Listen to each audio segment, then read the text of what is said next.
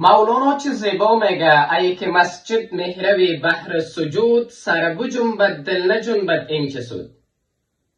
ما نماز میخوانیم ولی نماز ما اثرگذار نیست.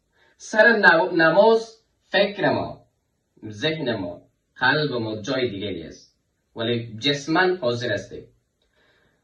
مسجد یک مسیر است ولی مقصد نهایی نیست.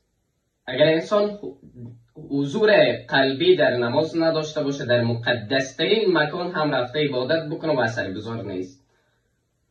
چند عواملی که باعث حواسپرتی انسان میشه، یکی است که اول ایره بدانیم که ما در مقابل چی کسی هستیم.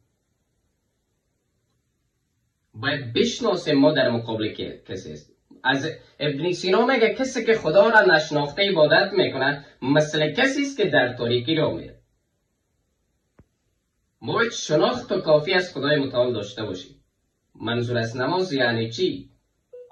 وقتی این یک قلم است اگر به دست یک اطفال داده شود این دستکای خود خط میکنه، دیوار خط میکنه، چون طرز استفاده قلم را نداره، چون نمیتونه با چیدن حروف در پهلوی هم یک کلمه را تشکیل بده، چون نمیفهمه طرز استفاده را. وقتی که انسان معرفت کامل از خدای متعال نداشته باشه او بندی آگاهانه بر خداوند متعال بده نمیتونه. و دوم، معنای آیت ها را باید بدانیم. آیتی که در نماز ما تلاوت میکنیم منظور آیت چیست؟ باید با عمق فکر بکنیم، با تعمق فکر بکنیم معنای آیت چیست. ما در نماز چون نماز راز نیاز به خداوند متعال است.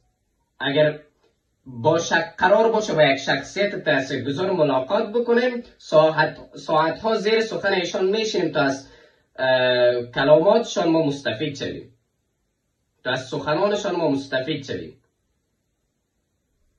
سخن خداوند فراتر از همه چیز است. ما باید به این فکر بکنیم. ما باید سر نماز با آیت ها با واژه های قرآن بیاندیشیم که ما چی میگیم. اما برعکس ما در نماز عجله میکنیم که زود خلاص شویم.